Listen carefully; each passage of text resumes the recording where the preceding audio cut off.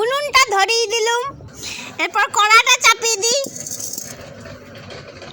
আজকে আমাদের তরকারি হচ্ছে পেঁপে দিয়ে সয়াবিনের ঝোল। তোমরা খেয়েছো নাকি অবশ্যই জানাবে। কড়াতে তেল দিয়ে দেবো, আর এরকম মশলার কেটে কে ব্যবহার করে অবশ্যই বলবে। অল্প নুন দিয়ে দিলাম, একটু হলুদ, এরপর সয়াবিনটা দিয়ে ভেজে নেবো।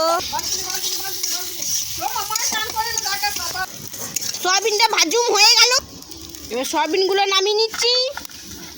আবার কড়াইয়ে তেল দিয়ে দিচ্ছি। আমার সর্বনাশ হয়ে গেছে, তেলের ঢাকনা উনুনে ঢুকে পুড়ে গেছে। সয়াবিন পেঁপের তরকারিতে কে কে পাঁচফোড়ন দিয়ে অবশ্যই জানাবে, আমি কিন্তু দিই। পাঁচফোড়ন ভাজা হয়ে গেছে, এবারে পেঁয়াজটা দিয়ে দিলাম, একটুকু নাড়িয়ে নিলাম। পেঁয়াজ ভাজা হয়ে গেছে, এবারে টমেটো দিয়ে দিলাম, একটুকু নেড়ে নেব। ধুয়ে রাখা আলুটা এবারে তরকারিতে দিয়ে দিচ্ছি, এবারে একটু নেড়ে নেব। এরপর আদা বাটা দিয়ে দেবো, এরপর নুন দিয়ে দিচ্ছি, জিরে গুঁড়ো দিয়ে দেবো, হলুদ দিয়ে দিচ্ছি, লঙ্কা গুঁড়ো দিয়ে দেবো,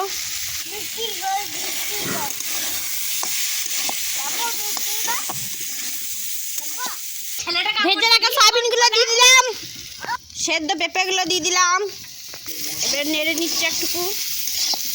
এরপর দিয়ে দিচ্ছি জল, এবার একটু নেড়ে নেড়ে সবগুলো ডুবিয়ে দেবো। এবারে ঢাকা দিয়ে দেবো।